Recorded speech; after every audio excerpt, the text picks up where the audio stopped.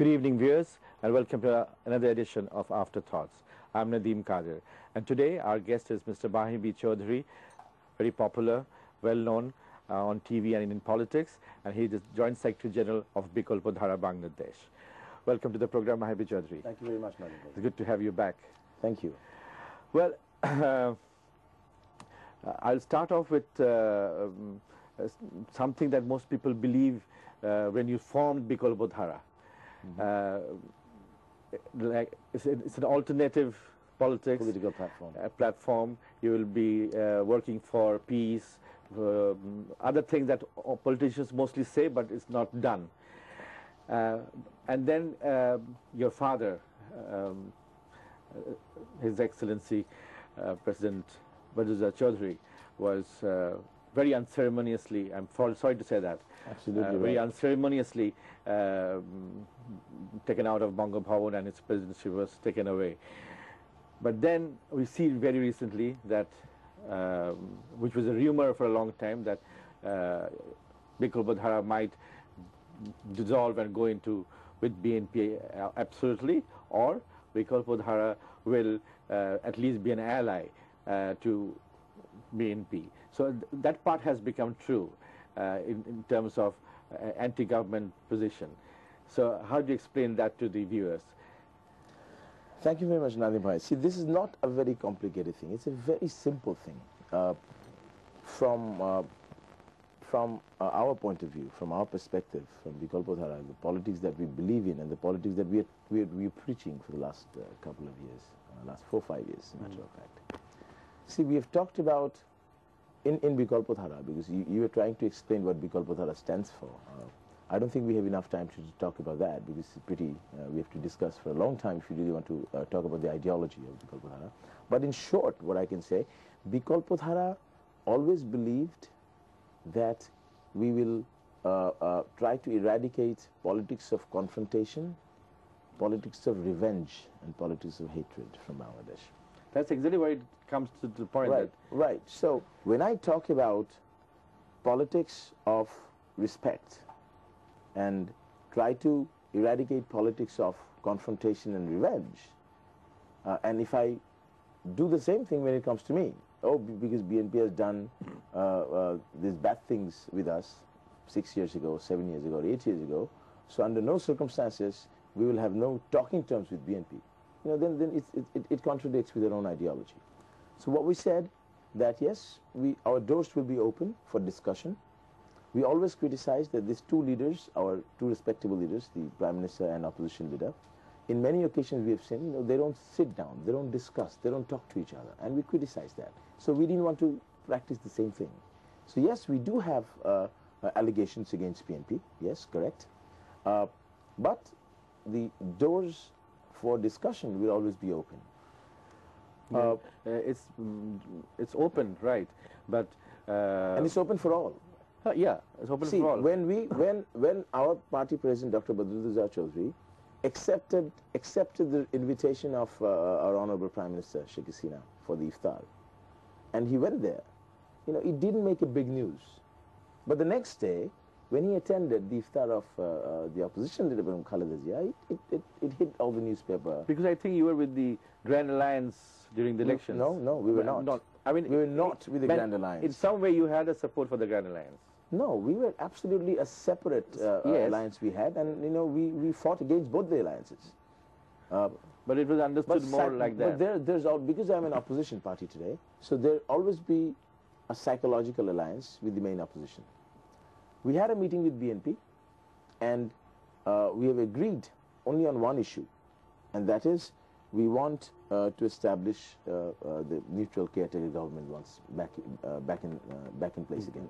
So that is the only agreement we have, and to do that, we will not support Hartal, and we said that very clearly. We said that even in the last Hartal, we did not give support to that. So, you know, we have our own position, own ideology, and we are trying to achieve what we have dreamt and what we help other people to dream about. So I think we are still there. We have our own identity, our own political party, but in certain issues we will have discussion with BNP, we will have discussion with Awami League, and we'll try to somehow create an atmosphere where peaceful coexistence would be possible in this country. Right.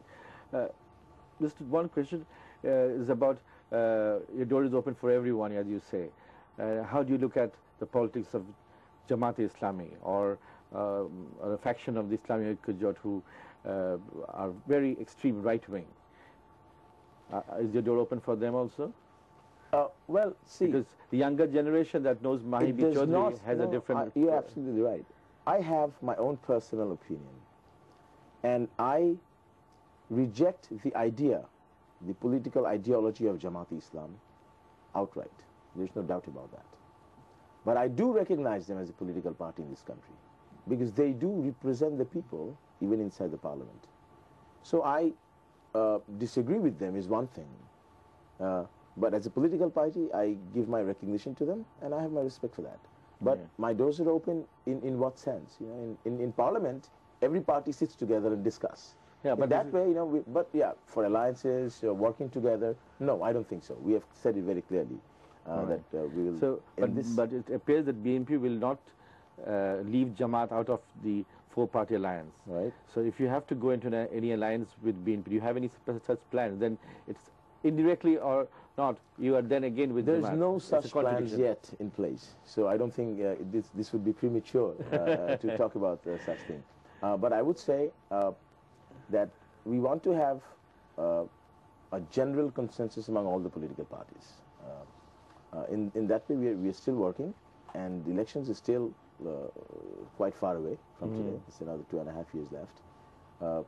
Let's see what happens in politics. But yes, clearly our position is very strong, that we will be on the liberal side. We would be on the center positioning when it comes to the political party. So with Jamaat-Islam, there's no chance, no possibility that we might have any sort of alliances or understanding. Okay, let's have something of the inside story. When your father and you went and you had a meeting with the Prime Minister, you had a meeting with the opposition leader. Did he advise them on issues or anything like that that we don't know? Well, we did not actually have any official meeting with either one of them. Yeah, well, it was an invitation program for Iftar. Yes, exactly. So it was very genuine invitation, and we were there. We just talked about very normal things, you know, not politics at all, because we didn't have the opportunity to actually talk about politics and stuff. But when the Honorable Opposition Leader Begum Khaleda Zia came to our invitation, because we invited both. Honorable Prime Minister could make the time because she was too busy, but Opposition Leader could manage the time, and she was there. And we made our statement very clear in presence of Begum Khaleda Zia. We started the program by showing respect to the father of the nation and to Shaheed President Zia Rahman, both in our program. She was there, she was present, and this is the stand that Bikalpatara believes. So we said that very clearly. And also, in the statement that officially, when my father, he had to make a statement, he said it very clearly that Bikalpatara, it doesn't really matter who do we go with, is the government or the opposition. We want to stay with the people. So let us understand the pulse of the people, let us understand what people want, and let's act accordingly. So that is very important for us, that we want to stand by the people of this country. Right. What is the pulse right now? Pulse right now, people are very upset, people are very frustrated, and this frustration has made them absolutely hopeless when it comes to the future, especially the younger generation. That frustration about what? Frustration about the entire thing. You know, what is actually happening in this country? Because people had a lot of dreams and aspirations with this government, especially when they talked about Din Badal, the paradigm shift in politics. When they talked about digital Bangladesh, when they talked about positive politics in parliament, making the parliament more effective. People haven't actually, and good governance, and just in the first 2 years. After the first 1 year, we said that the morning show today. So today, after the half of the time is over, in 2.5 years' time, we can actually say, what is going to be the end. We can see that. So now, what is the alternative? Are we going to go back? What happens? Yes, if people don't want Awami League in power, then what is the alternative? Who is going to replace them? Right. If you go back to BNP, what is the guarantee that BNP can ensure good governance? And so that is the question, because we have seen BNP in last 10 years, 91 to 96, and then again 2001 to 2006, 11 years. So the change, the possibility of change, still not find in politics. The leadership that can ensure change, that can ensure a positive approach in politics. So that's where Bikalpa Dhara was supposed to come in, but we don't see it like that. It is difficult. It is very difficult. It's easy to say. You need organization in this country. Yes, and the politics is organized, and these organizations are actually based on muscle power and black money. You know, who has the right to rule this country? Who has the right to govern this country? Is, I believe, that only the parties, those who can organize hundreds and thousands of people in Polton, on the street, in 24-hour notice, they have the right to rule this country. You know, it doesn't matter how meritorious people are there, how honest people are there. Do you have the organization that can mobilize hundreds and thousands of people in the street in 24 hours? If you don't, then please don't talk about going to power. So, you know, you have to change the political culture, and people fall for that. People look at, people try to find out who has more power, who has more strength in the streets, and you tend to vote for them. Now, that mentality has to change. So you're talking about changing the mindset of the people as well. So it's going to take some time. And Bikalpa Dhara understands that very clearly, that it's not going to happen overnight. So we want to plant a seed. Someday it'll take root. Someday it's going to happen. So, it's just all a matter of time. Well, as we understand that you're planting the seed in some way, you have a Facebook group and it's growing, as you were saying. So let's come to that. Right. Let's come to that point. And I wanted to talk about that today instead of Bikalpa Dhara, because Bikalpa Dhara is a party, political party. The Facebook group that came in the newspaper just a couple of days ago, we were not ready to launch it officially or to make it a news, but somehow it came on the news, and we had to change our plans, because the plan was to launch the Facebook group because it is a virtual group, but we wanted to pull it down on the earth. Sometimes probably in December, and make it What official. is the objective of this group? The objective of this group is, but it's called Blue Band Call. So this is a blue band that we wear, the people, those who are part of the group, and the blue band is calling for something, calling for a change. The main purpose, the main reason of organizing this younger generation in the Facebook is, we started it in the beginning of 2011, and we were inspired by the Facebook movements in North Africa and in the Arab world. And the idea was that, why don't we try something peaceful way and try to mobilize these people. We found out that the younger generation of this country, there's a trend, a new fashion, you can say, that, if you think that you are a good boy, you're a decent boy, you're a good student, you have to hate politics. You can't like politics. You can't get involved in politics and being a decent person at the same time. The lessons that we have from politics is not very... Well, but the question is that, now, if you hate politics, how are you going to change it? Now, if you hate politics and stay out of it, who actually becomes the beneficiary? It is the politicians. They become the beneficiary because they don't want you to get involved. They don't want people with merit, people with knowledge, people with patriotism, people with honesty. They don't want them here in politics.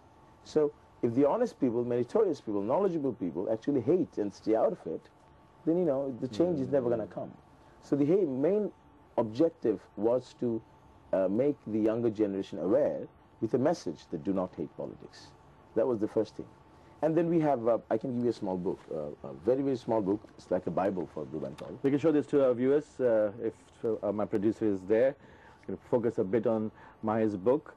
It's called the Blue Band Call. The Blue Band Call. Yes. BBC. Oh, okay.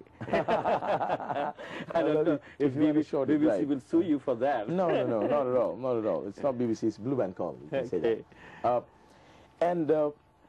What we have seen in very short, because there's only 5-6 pages, Bengali and English both, and some very few words. It's not a lot of write-ups here. What we have seen, if you look at it, that I don't know if I have mentioned it in your program earlier, even if I did, I want to repeat it again. If you look at the history, you'll see that Bangladesh, that our nation, is caught up in a 20-year cycle. It takes 20 years when we can actually say that, oh, we need a change. Let's stand up. It doesn't happen every year. And it started back in 1952 when there was a demand for change. And that you can say it was a beginning or a birth of a nation that took place, because we wanted Bengali as our state language, and the movement actually started. In 1952, we achieved it. We thought everything will be fine, but it didn't really solve the problems. So the problems continued for another 20 years. So then came 1971, and we figured out that we need not only a nation, but we need a nation state. So independence was in demand, and we fought, and we achieved it. Right. We really thought that everything is going to be fine this time.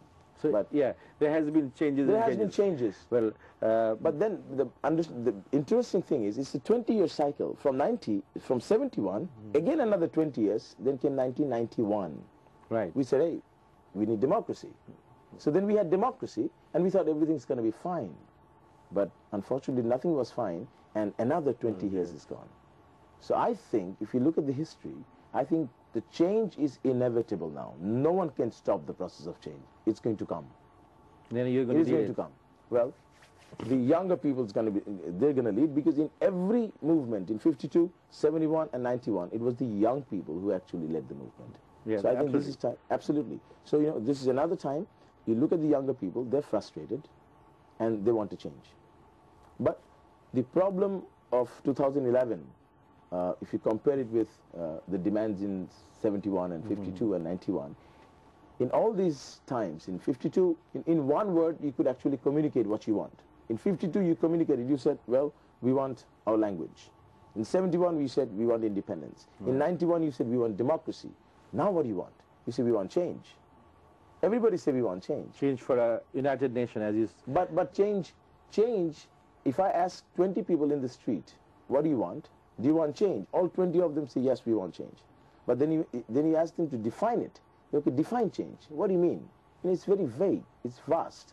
These 20 people come up with 20 different definitions. So you have to actually come to one thing. And that is what Blue Band Call is trying to find out. What do you want in one word?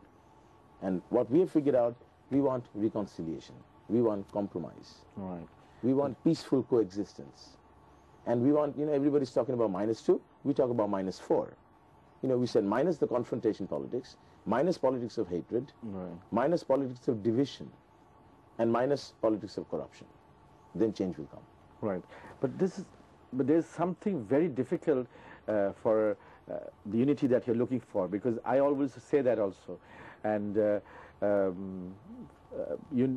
very recently, when my father was reburied, there was a hartal, if you remember. So the whole process was done with the Prime Minister's instruction, but the opposition leader had conveyed her sympathies and kept the roads that would lead to Nator out of the purview of the strike. So there is a unity there, but when it comes to the extreme right-wingers, the Jamaat, how do you think that people of Bangladesh can compromise with them and have a nation which will be united because of the atrocities that they have seen in 1971? The younger generation that you are dealing with, who are becoming fans of your Blue Band call, they are very much aware about this, what has happened in 1971. So how are you going to deal with that particular issue? Compromise and reconciliation does not mean that you accept the atrocities that took place in 1971. There has to be a compromise. Rather, there has to be a compromise between these two parties, especially, or the two forces, the nationalist forces and the Bengali nationalist forces, however you define it, the Awami League and BNP. The compromise has to be there that the process that has started for the war criminals, and that process is to continue, whoever comes in power. I would rather say that. The compromise has to be there that we have to make the parliament effective. If you want to see a parliamentary democracy, you have to make the parliament effective. So to make the parliament effective, there has to be certain things, certain amendments that we need to take. There has to be a compromise that, how do you eradicate corruption? The corruption, the anti-corruption commission has to be empowered in such a way, and you have to, actually you're talking about different laws. You're talking about, you have to legitimize it. You have to come up with different proposals, and there has to be a compromise. There has to be reconciliation. If somebody has killed people, somebody has murdered people, I'm not saying that, accepting them would be a reconciliation, would be a compromise. That's not at all. That's not something that we are talking about. So first there has to be an intention that yes, we want to compromise. That yes, we believe in peaceful coexistence. Yes, we respect each other. You know, you don't have to agree with me, but at least don't disrespect. Right. You know, you believe or you respect the ideology of President Zia. Okay, good. But it doesn't mean you have to disrespect Bangabandhu Sheikh Mujibur Rahman. Short of time. Yes. But so be specific about the new generation vis-a-vis Jamaat's politics. No, Jamaat politics is not accepted by the younger generation in this country, and it was never, they never actually did. So you have to work on that particular area. Absolutely, there is no doubt about it. The consensus has to be there among the major political parties of this country. Right. That a political party which never even believed in the independence of this country has no right to rule. That is number one, and there has to be a consensus. So that is something that we are talking about, in fact. You know, we're not, but Blue Band Call is not against a specific political party, because it itself is not a political platform. It is not a party. Rather it says that, we're not against anybody, and we want to create a charter for the younger generation. The charter that reflects the dreams and aspirations of the younger people. And that charter would actually be presented to all the political parties and their leaders, especially the two main political parties in this country. And they should go through it, and they should say which one they agree and which one they don't agree. Now, why would they do that? Because, we are trying to create a pressure on them to come to a compromise. You're kind of a pressure group. It's a pressure group, and what we are organizing right now in the Facebook, in the last 6 months, we already have more than 6,000 members. We already have more than 1,500 agents of change, those who have actually come out of the Facebook, have done the workshop and wear this blue band and become an agent. Where is my band? I have it right here for you. Thank you very much.